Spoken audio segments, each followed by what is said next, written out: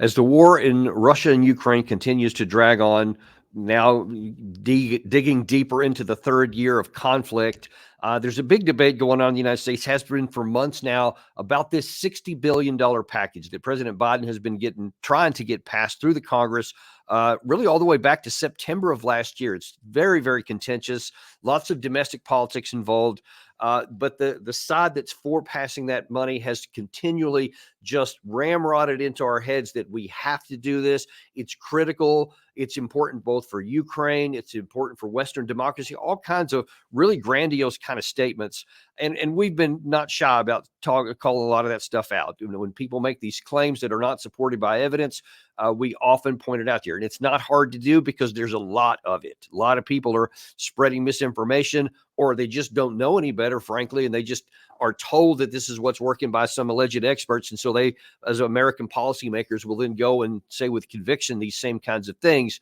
And we call those things out because we're all about the truth here. We're unintimidated and uncompromised no matter who's making these statements. If they're wrong, we're going to call them out. But when we find someone who's right, we want to promote that and allow that as well. So we call balls and strikes here, folks. And when somebody finally fires a fastball right down the middle, we want to call that out too. And there finally has been one, and we'll show some of the details of it here in a minute. But Senator JD Vance has been one of the few and consistent voices that has been saying, this is not going to work. It's not going to matter. He published a piece in the New York Times today, which we'll talk in some detail about in a minute. The math on Ukraine doesn't add up.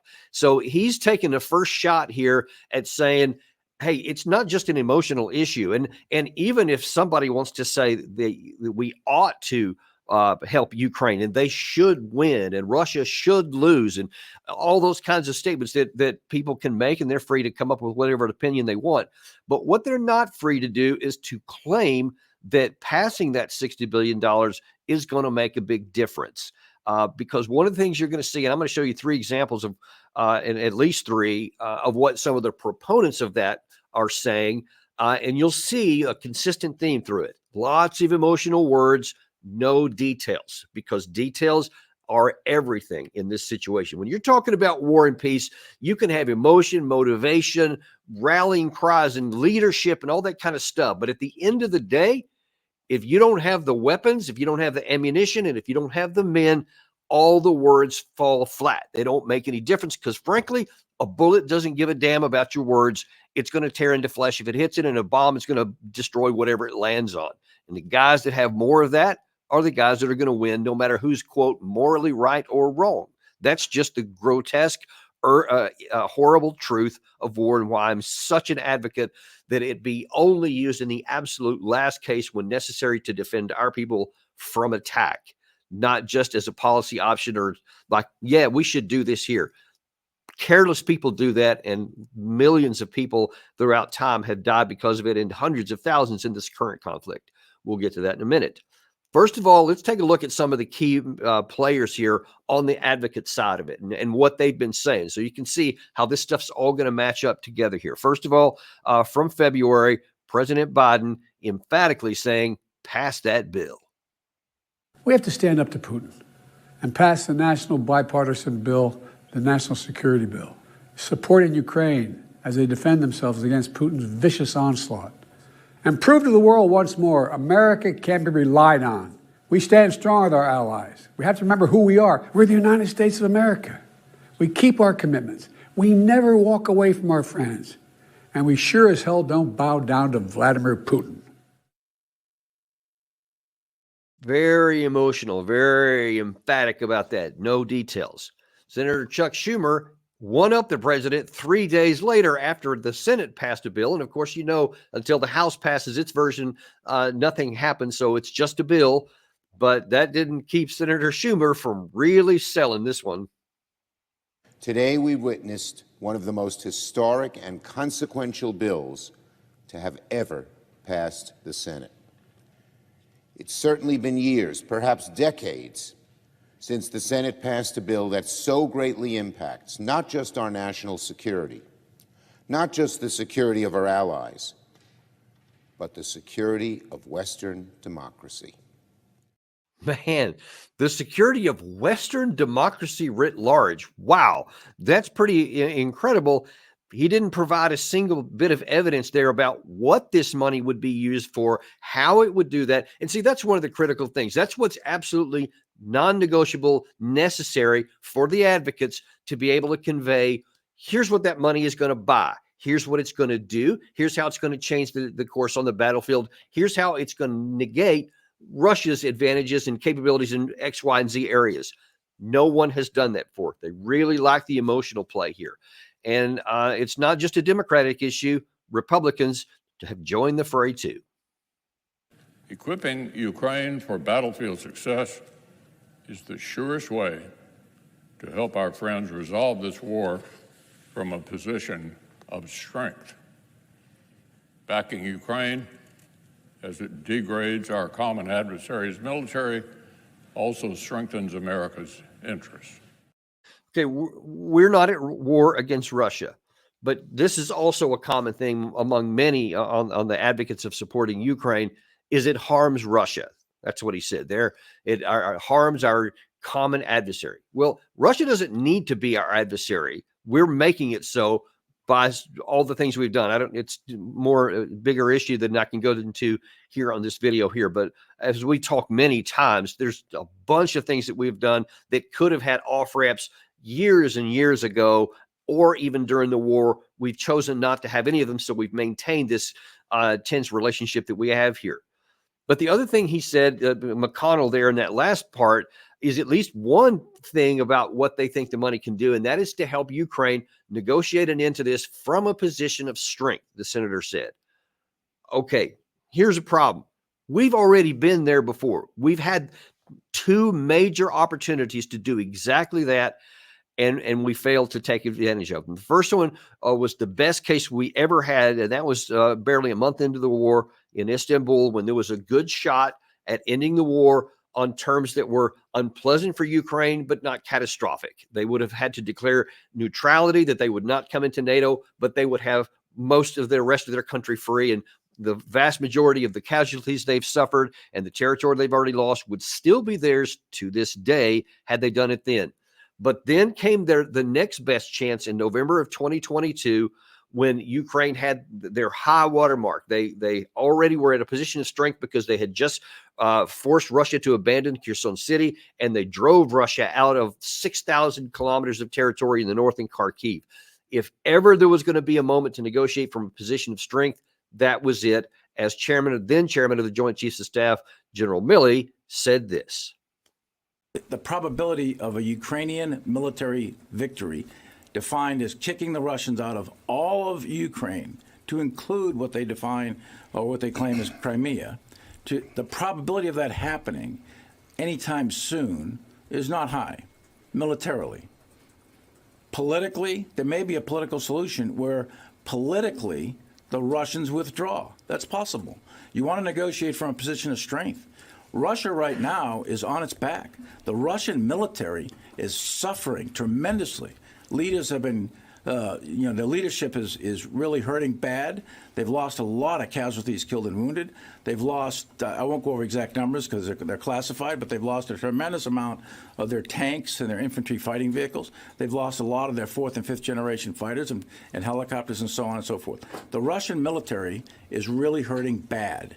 So you want to negotiate at a time when you're at your strength and your opponent is at weakness. And it's possible, maybe, that there'll be a political solution. All I'm saying is there's a possibility for it. That's all I'm saying. And what he was really saying was, fellas, I know the deal. I understand how combat power is made, and I understand how it's created and how it's expanded. And I have the classified information that I understand where Russia's going and what their capacity is. And I know what Ukraine's going, and I know what their capacity is. And of anybody, he understands that it's men, not money, not machines. That'll come up again to play later.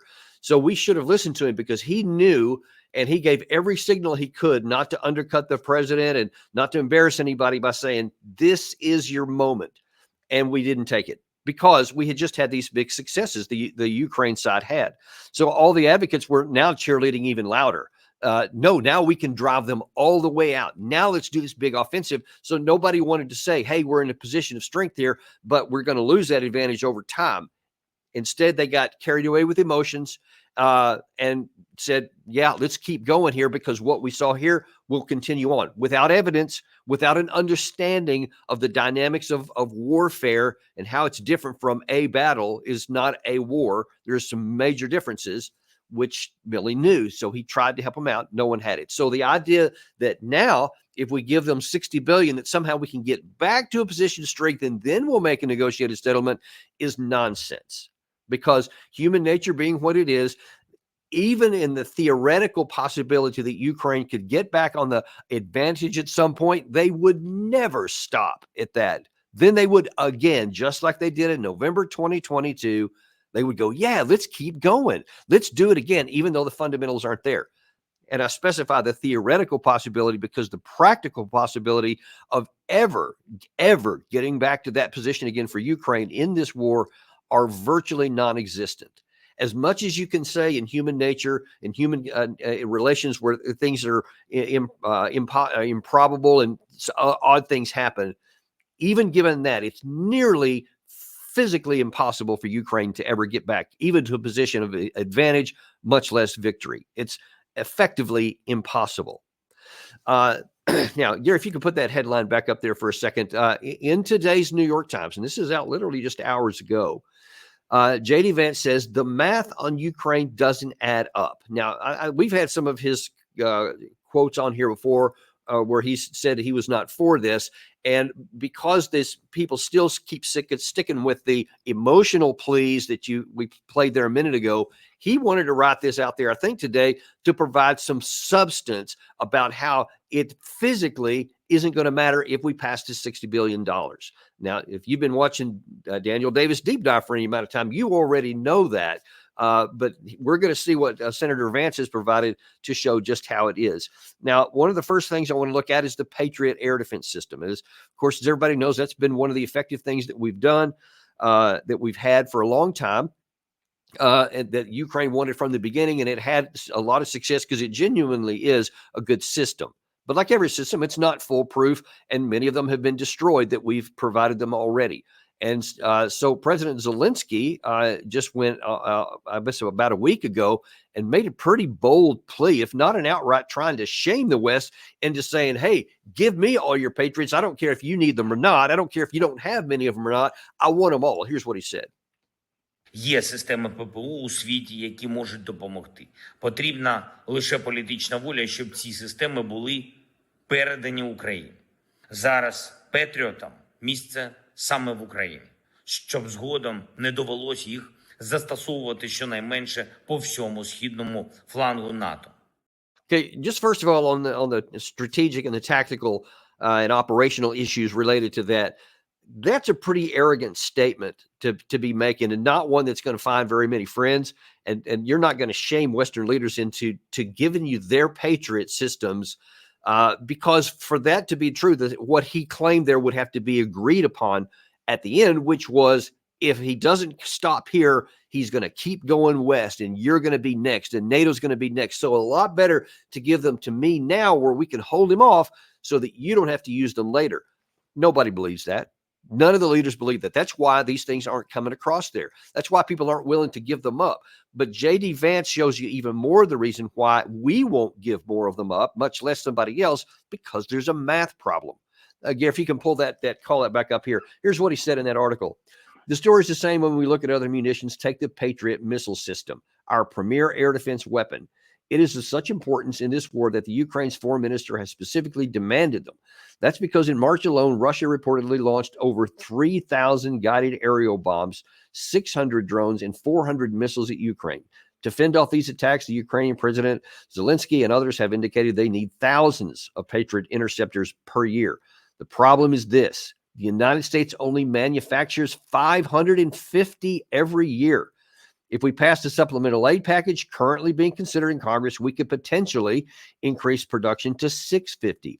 But that's still less than a third of what Ukraine requires. So let that sink in for a second. Our country, at best, produces right now 550 per year interceptors. And these things, if we pass this supplemental, apparently can be added another 100 if we do that. That's all we can produce. Now, you want to take away our air defense weapon systems and give them to Ukraine when it takes usually many interceptors to intercept one enemy aerial bomb or missile. So that's why I said it's literally thousands of them. That's why Zelensky in that clip, he wants all of them. He wants everybody to give him everything he has. I think I saw that they actually did an analysis of what countries have them and how many they have to try and say, yeah, y'all, all of y'all give me everything that you have. But even that's not going to help because Russia has a much bigger supply of precision-guided munitions that they are building and producing on the factory system like crazy. They're continuing to ramp it up. So no matter how many Patriots you give them, number one, if the launchers get hit, there's not that many launchers, and it's a long lead time, years to replace those kinds of losses here. But there's not enough interceptor missiles to continue on, even for an extended period of time, into 2024, even 2025 maybe. You're going to run out of them. And then what? Well, they're in that situation right now. So Vance says that this fundamental supplemental might add 100 to the total that we can even make. And then the question is, are we going to give up our interceptor missiles that we might need in the event that we get stuck into a war anywhere in the Middle East, in Europe itself, in the Indo-Pacific? I think you see where this is going. We're not going to sacrifice our potential to defend our nation if we get into war to throw good money after bad when this war can't be won, nor is anyone else. I would be shocked if you see anybody else give a Patriot interceptors in any large numbers in response to Zelensky's demand there.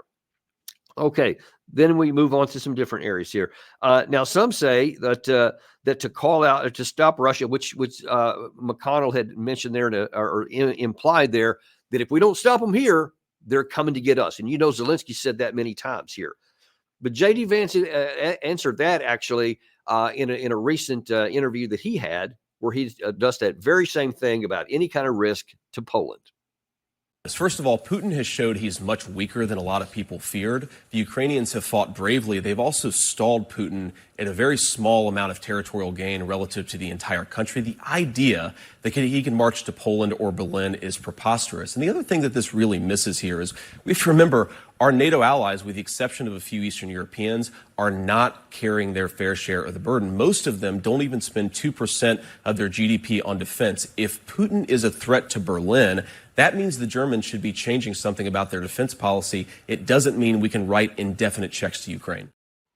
Yeah, it really doesn't. And that's one of the issues that I've also had about this bill itself, is that there is this implication, and it's on both sides of the Atlantic, that if America doesn't give this $60 billion, then all is lost for Ukraine.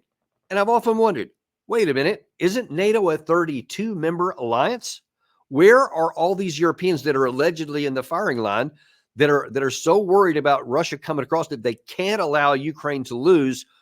Why can they not come up with $60 billion among them? They have come up with some money, to be sure. I think they're actually debating.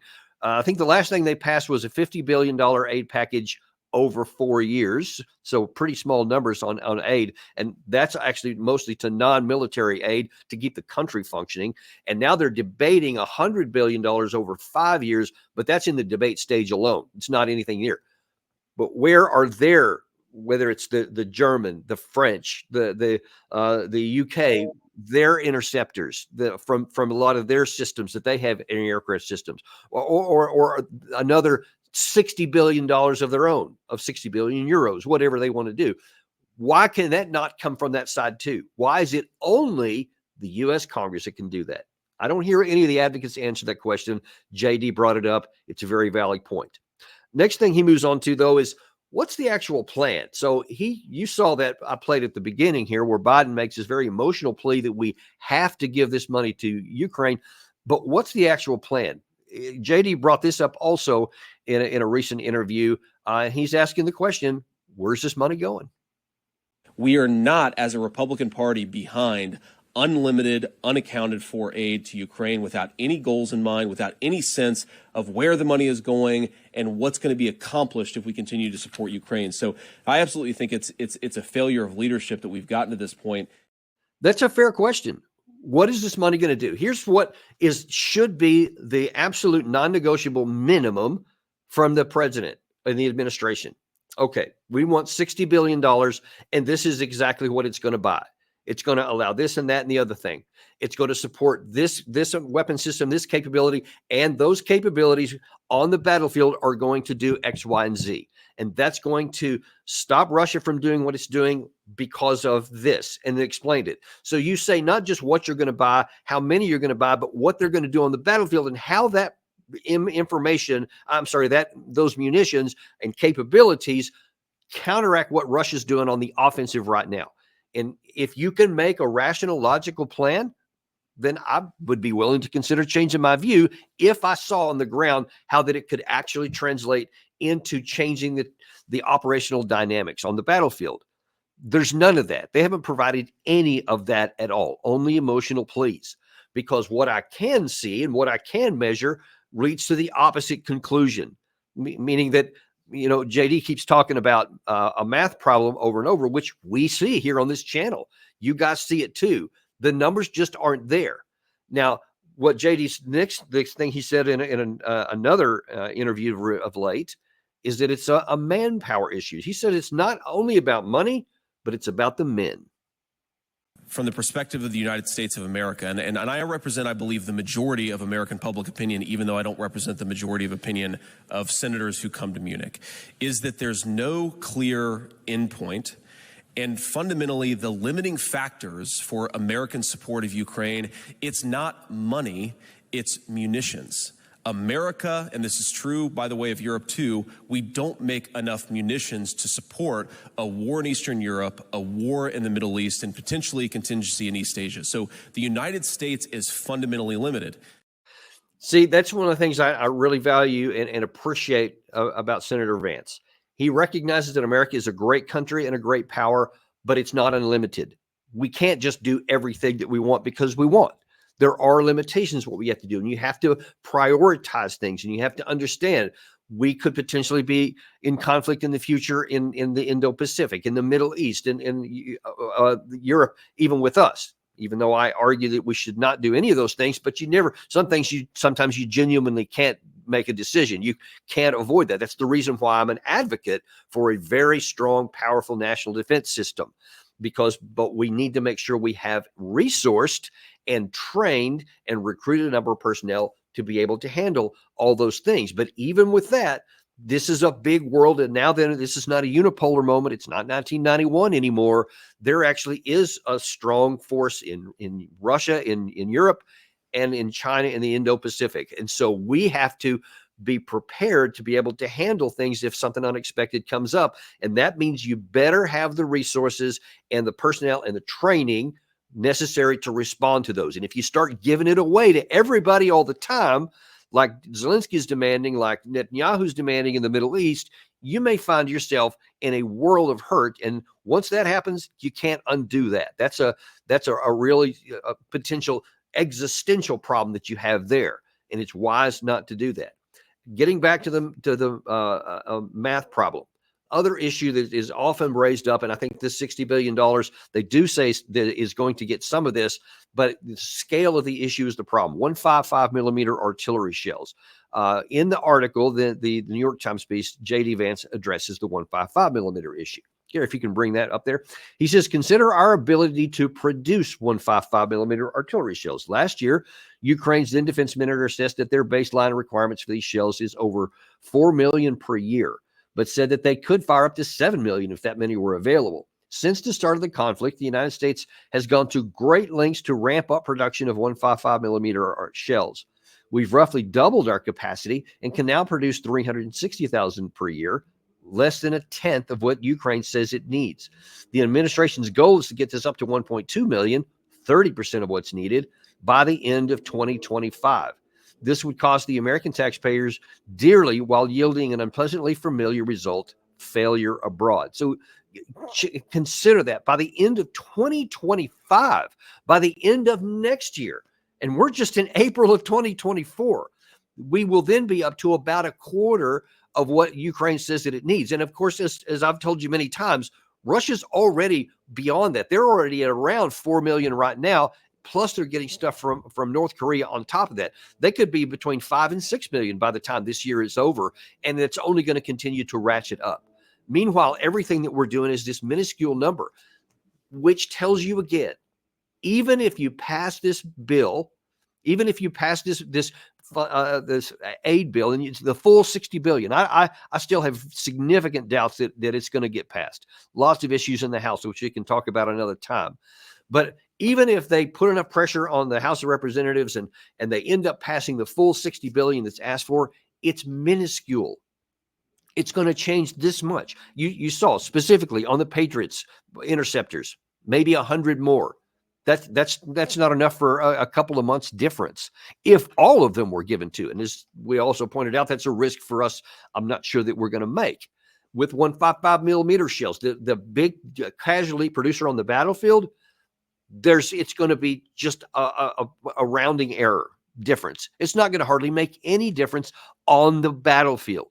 So all of these claims that these people keep making from the president on down, that this is going to be the difference between victory and defeat, are wrong. I won't go so far in this case to say they're lying, because maybe they honestly think it will. Maybe they're just not aware. And I'll open that as a possibility. Or they're just desperate and they think, well, maybe it will. Well, maybe it'll help. Maybe it'll buy them more time. That is a horrible way to do policy. If that's the case, that in some ways is even worse, because you're gambling with the lives of these people who are dying on a daily basis in Ukraine, in the hopes that all the evidence that you can see, count, and measure aren't going to turn out the way they have through the centuries of warfare. I mean, I think that's close to immoral to do. And yet it seems like that's what we're doing. But talking about immoral, there's one other issue that JD raises here in his article, and that's about where the money is going to go. And as some say, it's not just going to Ukraine, it's coming to us. He writes in here that the proponents of the American aid to Ukraine have argued that our approach has been a boom to our own economy, creating jobs here in the factories that manufacture weapons. But our national security interests can be, and often are, separate from our economic interests. But here's where he says that I agree so wholeheartedly. The notion that we should prolong a bloody and gruesome war because it's been good for American business is grotesque, and I would add immoral. And if you're wondering what he's talking about there, here are two senior State Department officials that are singing that tune in loud and clear. Here, first of all, is the Secretary of State, Anthony Blinken. Virtually all of the security assistance that we've provided to Ukraine, that gets invested right here in the United States. That's where it's spent. This is a win-win for us. I still just can't get past that. This is a win-win. This war, it's a win-win. It's awesome to be able to do this because we make money, and I really don't know what the other win is. I've never really got that part for sure. But as that picture that Gary tosses up here a lot, when Zelensky came to town in December, December last year, you have all these execs here. They're loving it. Of course, they are all about that issue of good for American business. And there's the recipients of exactly what it is. So as enthusiastic as you heard Anthony Blinken was, this is why. This is the guys who are excited about it. But Victoria Nuland, I think, she puts the finer point on it, which makes it even worse. Our supplemental support will strengthen the Ukraine of today, but also put it on a more sustainable path for tomorrow. And by the way, most of the support we are providing actually goes right back into the U.S. economy and defense industrial base, helping to modernize and scale our own vital defense infrastructure while creating American jobs and economic growth. In fact, the first $75 billion package created good-paying American jobs in at least 40 states across the United States. Cool. Let's just keep doing it and keep those jobs rolling. Okay, there are better ways to help American economic productivity than just building more bombs and hoping that the war keeps going on so you can make more of them. I think that there's a lot better things that we can do with our money than just do that. And that helps a lot larger segment of our economy. But again, that's something I'll talk about on a different level. But the fact that speech, by the way, at the CSIs that she gave before she left office, was actually an extended period where she was making lots of claims of what this money would do, but it was almost divorced from actual fundamental issues on the ground. It was all categorical things. And like she said there at the beginning of that segment there, this is going to help Ukraine for a long period of time. No, it's not. That's that part where it's just deception, because it's not going to help Ukraine for a long time. It's going to be a small bump in some areas. But as she herself said, most of the money will not go to Ukraine. It will go to American manufacturers. So that's another one of the dirty little secrets here, is that even that $60 billion, which it's hard to say, anything's a lot or a little, because it's always in context of what it's around. But even if it sounds like a lot of money to you, most of it is not going to Ukraine, but it's going to American arms manufacturers.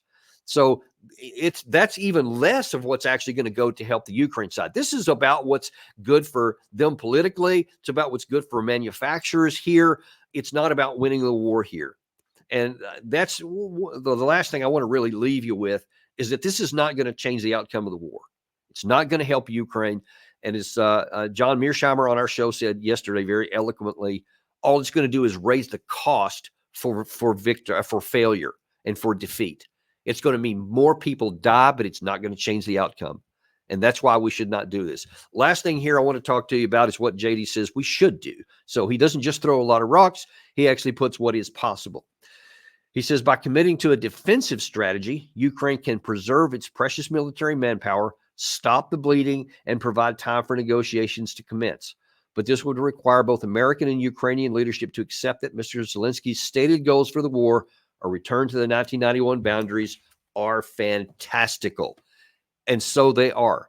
For all the things we've talked about on this show, all the things we've talked about on previous episodes, scream that in manpower, in ammunition, and in weapon systems, and in training, Ukraine cannot win this war. And in all those categories and more, the Russians have 5 times more men that they can choose from. They're still recruiting 30 to 40,000 per month. So their army is continuing to expand, while the Ukraine side is shrinking because they can't force enough people through mobilization to come to offset the casualties they have. So it's a net loss for them, and it's a net gain for the Russian side, because they suffer a lot of casualties, but they have more men to absorb them. So there's still a net growth. Their industrial capacity, of course, we keep telling you that over and over. Their air power, their bombs, like those we're showing on the screen there right now, new categories of them, and they are devastatingly effective. And even the defenses that Ukraine has dug in now are being destroyed in a ways that Ukraine never had a chance to do to the Russian side when they had their offensive. Russia now is, and the risk is growing more possible by the month that the Ukrainian army can one of these days finally crack and break somewhere, and Russia has theater level exploitation forces, because they took the time to train people out of contact, so that now they have entire units fully armed and fully trained that can be rushed into in a moment if they have a penetration somewhere. And who knows whether that's going to happen anytime soon or not. It may not. But what is happening on a daily basis is that the Ukrainian army continues to get obliterated through all of these bombs and aerial strikes and drones and all of the kinds of things that are going along with that. JD Vance is right. There's a math problem. It's manpower, it's munitions, and it's money. All of it is accurate in there. And it is time to stop making policy with emotions and preferences. And I hope more people start to listen to Senator Vance and Senator Paul, who we've had on this show before, who's also of like mind on this, and he has a lot of these same views. Senator Lee also is another one. So there's a number of them. There needs to be a lot more. So one of the things we've been asking a lot here recently, and I'm going to ask again here, take this video clip and start sending it out to everybody you know. Go onto Twitter or any other social media that you have. And when you see people talk about past the $60 billion, give the supplemental, whatever, tag them on this. Say, no, not do it. Here's the reason why. It's very practical and fundamental. This is not just an opinion issue. This is a very fact-based argument. And people need to know it, because the consequences of getting this wrong is not just a bad policy. It's death, unnecessary death for people we claim to care about and want to support the Ukrainian people.